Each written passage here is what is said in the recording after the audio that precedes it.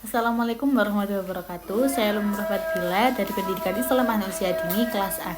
Di sini saya akan menjelaskan salah satu RPS tentang teori-teori perkembangan anak. Teori perkembangan anak mengacu pada bagaimana anak berubah dan bertumbuh selama masa kecilnya. Di dalamnya terdapat beragam aspek mulai dari sosial, emosional, hingga kognitif. Menariknya, mengetahui hal-hal ini dapat memprediksi karakter anak hingga dewasa kelak. Dengan memahami perkembangan anak, maka apresiasi terhadap aspek kognitif, emosi, fisik, sosial, dan pendidikan sejak lahir hingga beranjak dewasa. Ada beragam teori terkait hal yang digagas oleh sosok berbeda. Tiap teori punya prinsip masing-masing. Suatu teori akan memperoleh arti yang penting bila ia lebih banyak melukiskan, menerangkan, dan meramalkan gejala yang ada.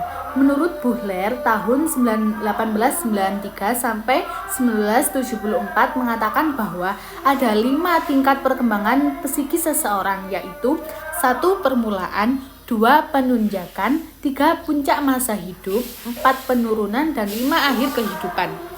Beberapa teori yang terhubungan dengan perkembangan adalah 1. Teori yang berorientasi biologis dan nativisme. Tokoh utamanya adalah Schopenhauer. Teori ini mengemukakan bahwa anak lahir telah dilengkapi pembawaan bakat alami atau yang disebut dengan kodrat. Dan pembawaan inilah yang menentukan wujud kepribadian seorang anak. Dengan demikian, maka pendidikan bagi anak-anak akan tidak sia-sia dan tidak perlu dihiraukan.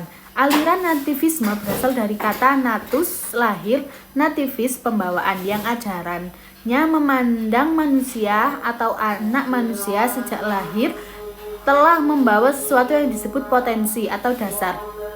Yang kedua adalah teori lingkungan. Dalam kelompok teori lingkungan termasuk teori belajar dan teori sosialisasi yang bersifat sosiologis. Teori-teori belajar mempunyai sifat yang berlainan. Persamaan yang ada di antara berbagai teori belajar itu ialah bahwa mereka semua memandang belajar sebagai suatu untuk perubahan dalam posisi seseorang yang bersifat relatif tetap, sedangkan perubahan tersebut tidak disebabkan oleh pertumbuhan. Menurut perspektif ini, seluruh perilaku manusia bisa dijelaskan merujuk pada pengaruh lingkungan. Teori ini fokus pada bagaimana interaksi lingkungan berpengaruh pada karakteristik seseorang. Beda utama dari teori yang lain adalah mengabaikan aspek seperti perasaan atau pikiran. Yang ketiga, teori kognitif Jean Piaget. Piaget memiliki teori kognitif terkait perkembangan anak. Fokusnya pada pola pikir seseorang. Ide utama dari Piaget adalah anak berpikir dengan cara berbeda dibandingkan dengan orang dewasa. Selain itu, proses berpikir seseorang juga dipertimbangkan sebagai aspek penting yang menentukan cara seseorang memahami dunia.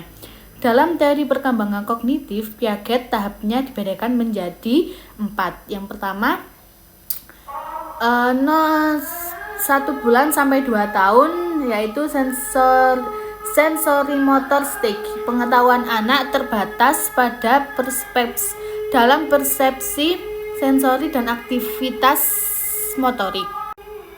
Yang kedua, 2 sampai 6 tahun, pre-operation stage. Operational stage, anak belajar menggunakan bahasa namun belum paham logika. Yang ketiga, 7 sampai 11 tahun, concrete operational stage, anak mulai paham cara berpikir logis namun belum paham konsep abstrak. 12 tahun sampai dewasa, formal operational stage, mampu berpikir konsep abstrak diikuti dengan kemampuan berpikir logis, analisis deduktif, dan perencanaan sistematis. Jadi kesimpulannya adalah teori perkembangan adalah teori yang memfokuskan kepada perubahan dan perkembangan struktur jasmani, perilaku dan fungsi mental manusia dalam berbagai tahap kehidupannya. Mulai dari konsepsi hingga menjelang kematian. Di dalamnya terdapat beragam aspek mulai dari sosial, emosional, hingga kognitif. Teori perkembangan sangat mempengaruhi perkembangan diri seorang individu. Teori perkembangan meliputi teori yang berorientasi biologis, teori lingkungan, teori kognitif, teori psikodinamika atau psikososial, teori ilmu kerohanian, teori interaksionalisme, teori konvergensi, teori rekapitulasi, dan teori psikoanalisis.